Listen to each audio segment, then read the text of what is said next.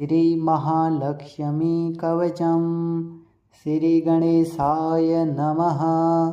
अस्य श्री महालक्ष्मी कवच मंत्रस्य ब्रह्मा ऋषिः गायत्री छन्दः महालक्ष्मीर्देवता महालक्ष्मी प्रीत्यर्थं जपे विनियोगः। इंद्र उवाच समस्ते कवचानां तु तेजस्वी कवचोत्तमम् आत्मरक्षणमारोग्यं सत्यं त्वं ब्रूहि गृहस्पते। श्रीगुरुरुवाच महालक्ष्म्ययास्तु कवचं प्रवक्ष्यामि समासतः। 14 लोकेषु रहस्यं ब्रह्मणोदितं। ब्रह्मोवाच शिरो मे विष्णुपत्नी च ललाटे मृतोद्भवा चक्षुषी सुविशालाक्षी श्रवणे सागराम्बुजा घ्राणं पातु वरारोहा जिह्वा माम्नायरूपिणी मुखं पातु महालक्ष्मीः कंठं वैकुण्ठवासिनी स्कन्दो मे जानकी पातु भुजो भार्गवनन्दिनी बाहुदो द्रविणी पातु करो हरिवराङ्गना वक्षः पातु च श्रीदेवी हृदयं हरिसुन्दरी कुक्षिं च वैष्णवी पातु नाभिं भुवनमार्त्रका कटिं च पातु वाराही शक्तिनी देवदेवता उरु नारायणी पातु जानुनी चन्द्रसोदरी इंदिरा पातु जंगे मे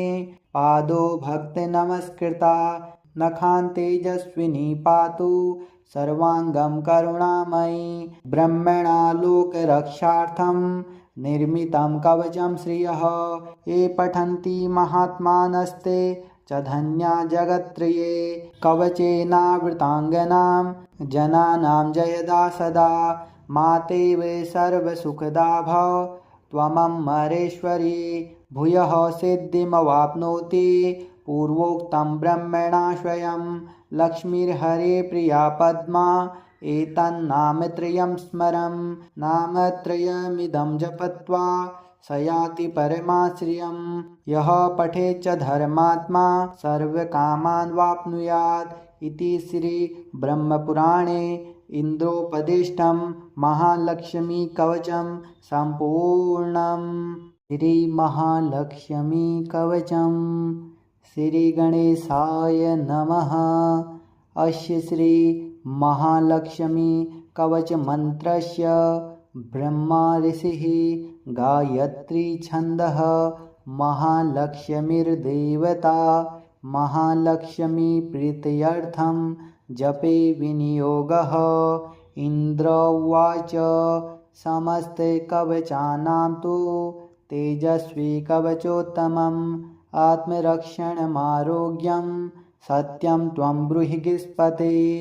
श्रीगुरुरुवाच महालक्ष्म्ययास्तु कवचं प्रवक्ष्यामि समासतः। 14 लोकेषु रहस्यं ब्रह्मणोदितं।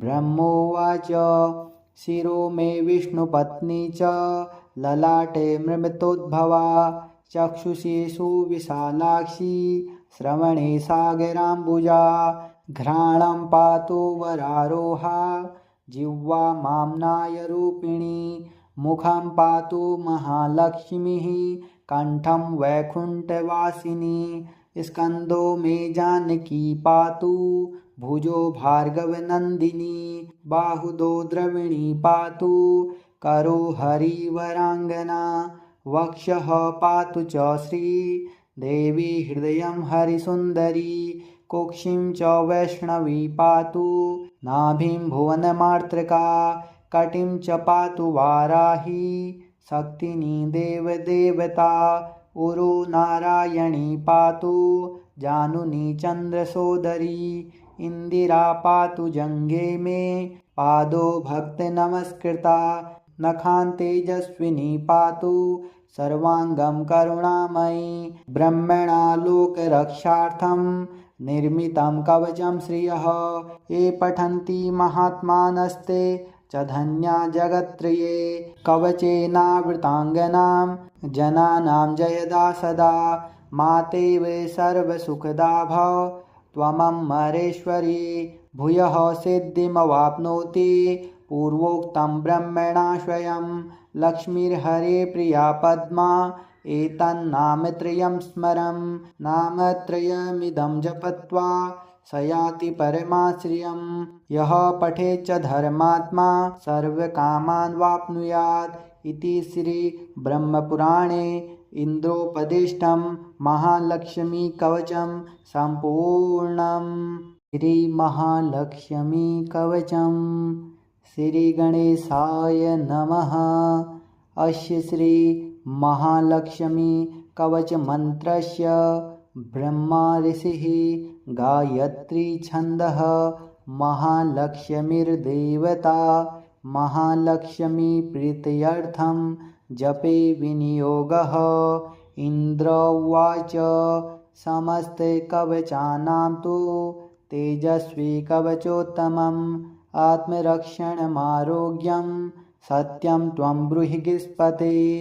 श्रीगुरुरुवाच महालक्ष्म्ययास्तु कवचं प्रवक्ष्यामि समासतः 14 लोकेषु रहस्यं ब्रह्मणोदितं।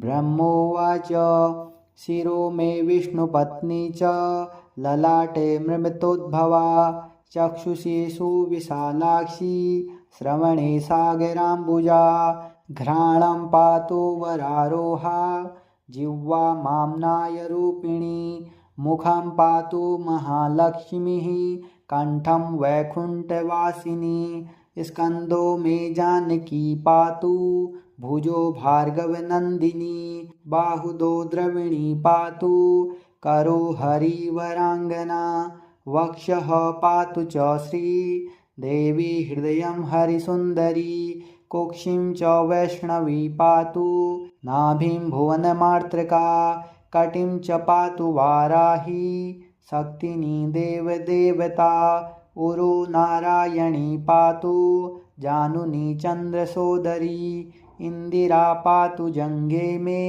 पादो भक्तनमस्कृता नखान् तेजस्विनी पातु सर्वाङ्गं करुणामयी ब्रह्मणा लोकरक्षार्थं निर्मितं कवचं श्रियः ये पठन्ति महात्मानस्ते च धन्या जगत्त्रये कवचेनावृताङ्गनां जनानां जयदा सदा मातेव सर्वसुखदा भव त्वमम्बरेश्वरी भूयः सिद्धिमवाप्नोति पूर्वोक्तं ब्रह्मणा स्वयं लक्ष्मीर्हरे प्रिया पद्मा एतन्नामत्रयं स्मरं नामत्रयमिदं जपत्वा स याति परमाश्रियं यः पठेच्च धर्मात्मा सर्वकामान् वाप्नुयात् इति श्री ब्रह्मपुराणे इन्द्रोपदिष्टं महालक्ष्मी कवचं सम्पूर्णम्। श्री महालक्ष्मी कवचं श्री गणेशाय नमः। अस्य श्री महालक्ष्मी कवच मंत्रस्य ब्रह्मा ऋषिः गायत्री छन्दः महालक्ष्मीर्देवता महालक्ष्मी प्रीत्यर्थं जपे विनियोगः। इन्द्र उवाच समस्ते कवचानां तु तेजस्वी कवचोत्तमम् आत्मरक्षणमारोग्यं सत्यं त्वं ब्रूहि गृहस्पते। श्रीगुरुरुवाच महालक्ष्म्ययास्तु कवचं प्रवक्ष्यामि समासतः 14 लोकेषु रहस्यं ब्रह्मणोदितं। ब्रह्मोवाच शिरो मे विष्णुपत्नी च ललाटे मृतोद्भवा चक्षुषी सुविशालाक्षी श्रवणे सागराम्बुजा घ्राणं पातु वरारोहा जिह्वा माम्नायरूपिणी मुखं पातु महालक्ष्मीः कंठं वैकुण्ठवासिनी स्कन्दो मे जानकी पातु भुजो भार्गवनन्दिनी बाहुदो द्रविणी पातु करो हरिवराङ्गना वक्षः पातु च श्रीदेवी हृदयं हरिसुन्दरी कुक्षिं च वैष्णवी पातु नाभिं भुवनमार्त्रका कटिं च पातु वाराही शक्तिनी देवदेवता उरु नारायणी पातु जानुनी चन्द्रसोदरी इंदिरा पातु जङ्घे मे पादो भक्तनमस्कृता नखान् तेजस्विनी पातु सर्वाङ्गं करुणामयी ब्रह्मणा लोकरक्षार्थं निर्मितं कवचं श्रियः ये पठन्ति महात्मानस्ते च धन्या जगत्त्रये कवचेनावृताङ्गनां जनानां जयदा सदा मातेव सर्वसुखदा भव त्वमम्बरेश्वरी भूयः सिद्धिमवाप्नोति पूर्वोक्तं ब्रह्मणा स्वयं लक्ष्मीर्हरे प्रिया पद्मा एतन्नामत्रयं स्मरं नामत्रयमिदं जपत्वा स याति परमाश्रियं यः पठेत् च धर्मात्मा सर्वकामान् वाप्नुयात् इति श्री ब्रह्मपुराणे इन्द्रोपदिष्टं महालक्ष्मी कवचं सम्पूर्णम्। श्री महालक्ष्मी कवचं श्री गणेशाय नमः। अस्य श्री महालक्ष्मी कवच मंत्रस्य ब्रह्मा ऋषिः गायत्री छन्दः महालक्ष्मीर्देवता महालक्ष्मी प्रीत्यर्थं जपे विनियोगः।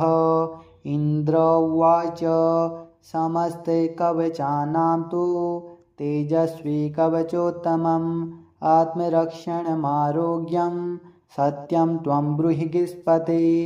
श्रीगुरुरुवाच महालक्ष्म्ययास्तु कवचं प्रवक्ष्यामि समासतः चतुर्दशसु लोकेषु रहस्यं ब्रह्मणोदितं। ब्रह्मोवाच शिरो मे विष्णुपत्नी च ललाटे मृतोद्भवा चक्षुषी सुविशालाक्षी श्रवणे सागराम्बुजा घ्राणं पातु वरारोहा जिह्वा माम्नायरूपिणी मुखं पातु महालक्ष्मीः कंठं वैकुण्ठवासिनी स्कन्दो मे जानकी पातु भुजो भार्गवनन्दिनी बाहुदो द्रविणी पातु करो हरिवराङ्गना वक्षः पातु च श्रीदेवी हृदयं हरिसुन्दरी कुक्षिं च वैष्णवी पातु नाभिं भुवनमार्त्रका कटिं च पातु वाराही शक्तिनी देवदेवता उरु नारायणी पातु जानुनी चन्द्रसोदरी इंदिरा पातु जङ्घे मे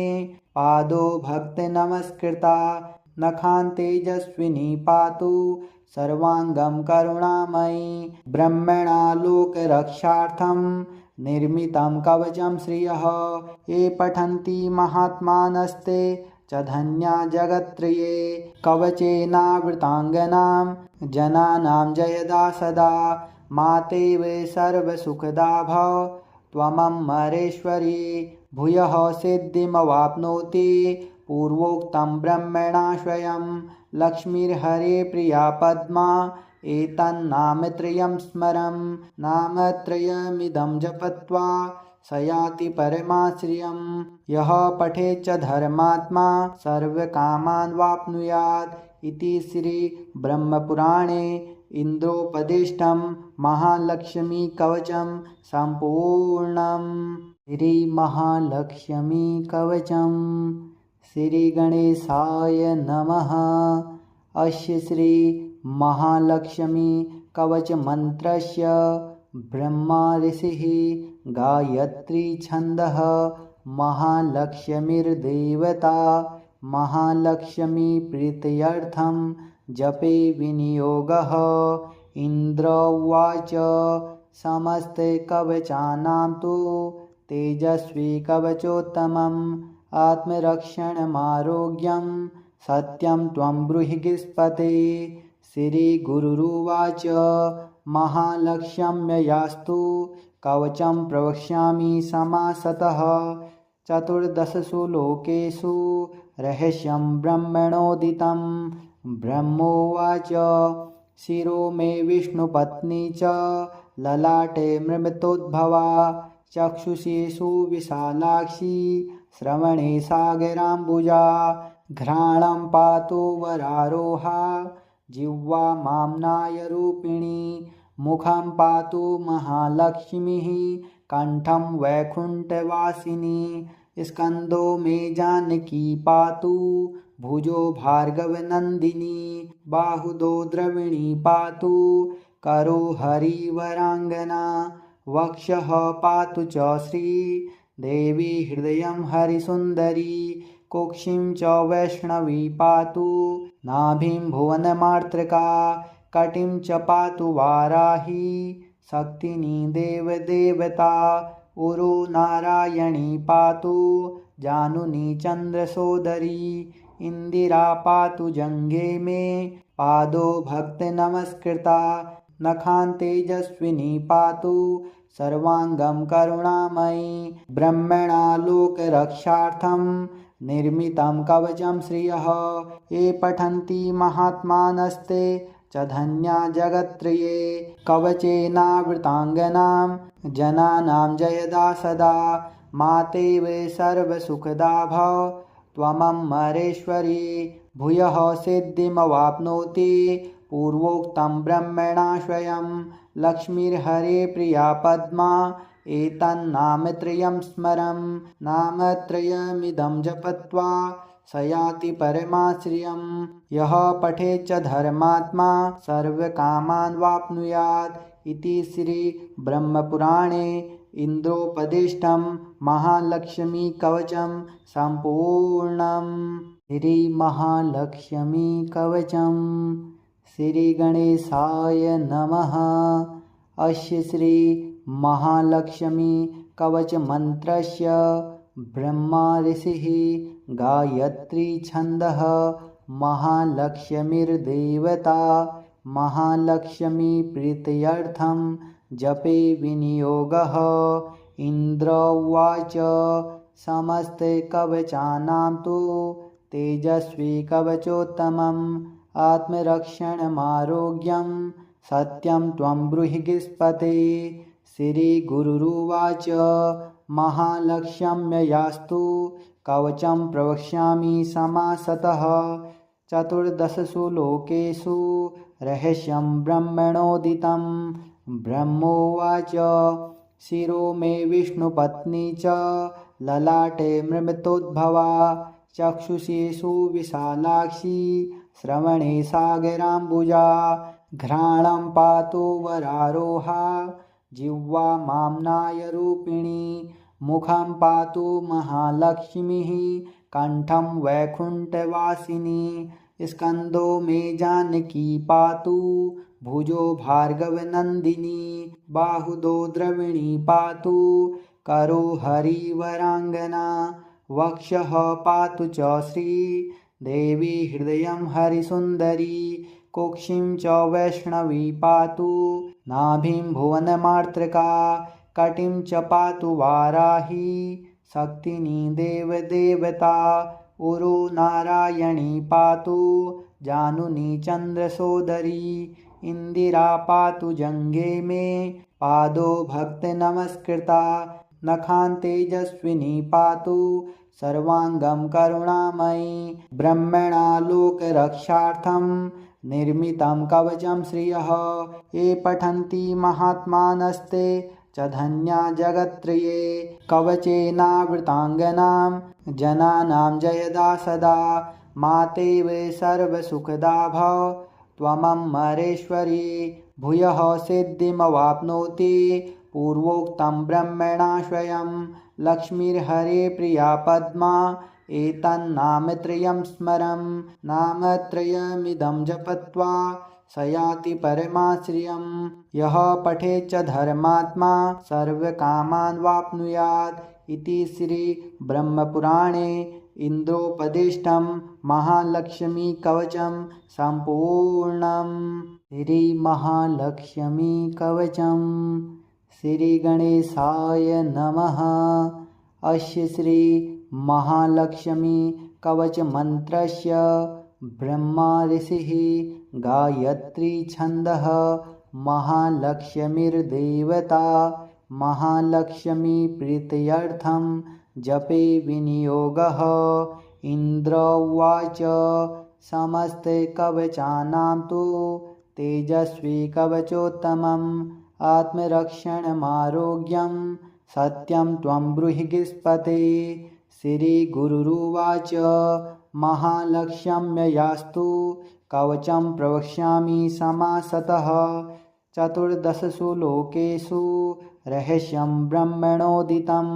ब्रह्मोवाच शिरो मे विष्णुपत्नी च ललाटे मृतोद्भवा चक्षुषी सुविशालाक्षी श्रवणे सागराम्बुजा घ्राणं पातु वरारोहा जिह्वा माम्नायरूपिणी मुखं पातु महालक्ष्मीः कण्ठं वैकुण्ठवासिनी स्कन्दो मे जानकी पातु भुजो भार्गवनन्दिनी बाहुदो द्रविणी पातु करो हरिवराङ्गना वक्षः पातु च श्रीदेवी हृदयं हरिसुन्दरी कुक्षिं च वैष्णवी पातु नाभिं भुवनमार्त्रका कटिं च पातु वाराही शक्तिनी देवदेवता उरो नारायणी पातु जानुनी चन्द्रसोदरी इन्दिरा पातु जङ्गे मे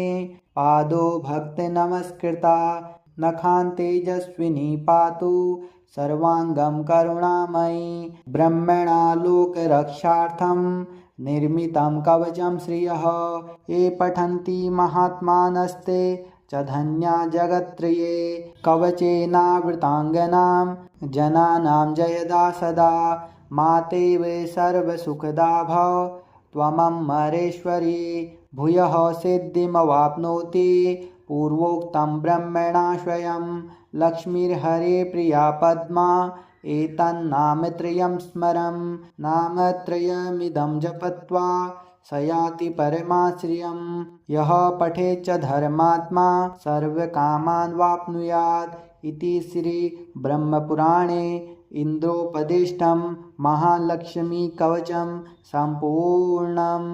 श्रीमहालक्ष्मीकवचं श्रीगणेशाय नमः।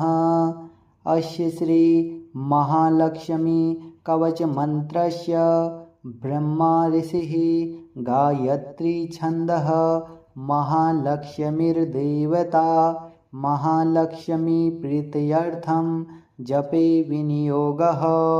इन्द्र उवाच समस्ते कवचानां तु तेजस्वी कवचोत्तमम् आत्मरक्षणमारोग्यं सत्यं त्वं ब्रूहि गृहस्पते।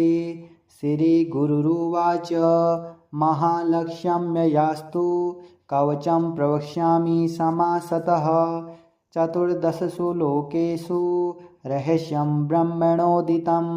ब्रह्मोवाच शिरो मे विष्णुपत्नी च ललाटे मृतोद्भवा चक्षुषी सुविशालाक्षी श्रवणे सागराम्बुजा घ्राणं पातु वरारोहा जिह्वा माम्नायरूपिणी मुखं पातु महालक्ष्मीः कण्ठं वैकुण्ठवासिनी स्कन्दो मे जानकी पातु भुजो भार्गवनन्दिनी बाहुदो द्रविणी पातु करो हरिवराङ्गना वक्षः पातु च श्रीदेवी हृदयं हरिसुन्दरी कुक्षिं च वैष्णवी पातु नाभिं भुवनमार्त्रका कटिं च पातु वाराही शक्तिनी देवदेवता उरो नारायणी पातु जानुनी चन्द्रसोदरी इन्दिरा पातु जङ्गे मे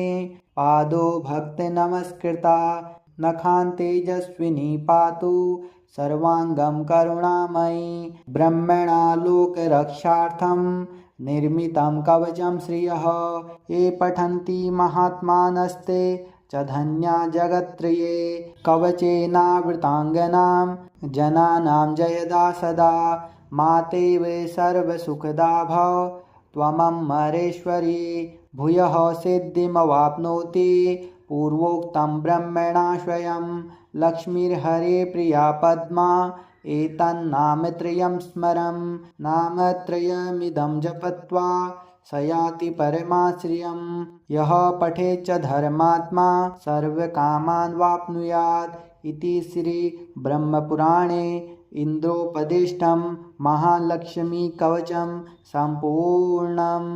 श्रीमहालक्ष्मीकवचं श्रीगणेशाय नमः।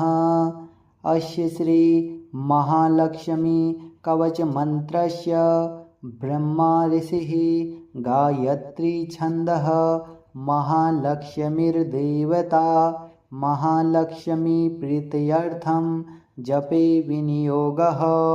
इन्द्र उवाच समस्तकवचानां तु तेजस्वी कवचोत्तमम् आत्मरक्षणमारोग्यं सत्यं त्वं ब्रूहि गीष्पते। श्रीगुरुरुवाच महालक्ष्म्ययास्तु कवचं प्रवक्ष्यामि समासतः 14 लोकेषु रहस्यं ब्रह्मणोदितं। ब्रह्मोवाच शिरो मे विष्णुपत्नी च ललाटे मृतोद्भवा चक्षुषी सुविशालाक्षी श्रवणे सागराम्बुजा घ्राणं पातु वरारोहा जिह्वा माम्नायरूपिणी मुखं पातु महालक्ष्मीः कण्ठं वैकुण्ठवासिनी स्कन्दो मे जानकी पातु भुजो भार्गवनन्दिनी बाहुदो द्रविणी पातु करो हरिवराङ्गना वक्षः पातु च श्रीदेवी हृदयं हरिसुन्दरी कुक्षिं च वैष्णवी पातु नाभिं भुवनमार्त्रका कटिं च पातु वाराही शक्तिनी देवदेवता उरु नारायणी पातु जानुनी चन्द्रसोदरी इन्दिरा पातु जङ्घे मे पादो भक्तनमस्कृता नखान् तेजस्विनी पातु सर्वाङ्गं करुणामयी ब्रह्मणा लोकरक्षार्थं निर्मितं कवचं श्रियः ये पठन्ति महात्मानस्ते च धन्या जगत्त्रये कवचेनावृताङ्गनां जनानां जयदा सदा मातेव सर्वसुखदा भव त्वमम्बरेश्वरी भूयः सिद्धिमवाप्नोति पूर्वोक्तं ब्रह्मणा स्वयं लक्ष्मीर्हरे प्रिया पद्मा एतन्नामत्रयं स्मरं नामत्रयमिदं जपत्वा स याति परमाश्रियं यः पठेत् च धर्मात्मा सर्वकामान् वाप्नुयात् इति श्रीब्रह्मपुराणे इन्द्रोपदिष्टं महालक्ष्मीकवचं सम्पूर्णम्। श्रीमहालक्ष्मीकवचं श्रीगणेशाय नमः। अस्य श्रीमहालक्ष्मीकवचमन्त्रस्य ब्रह्मा ऋषिः गायत्री छन्दः महालक्ष्मीर्देवता महालक्ष्मीप्रीत्यर्थं जपे विनियोगः। इन्द्र उवाच समस्तकवचानां तु तेजस्वी कवचोत्तमम् आत्मरक्षणमारोग्यं सत्यं त्वं ब्रूहि गीष्पते।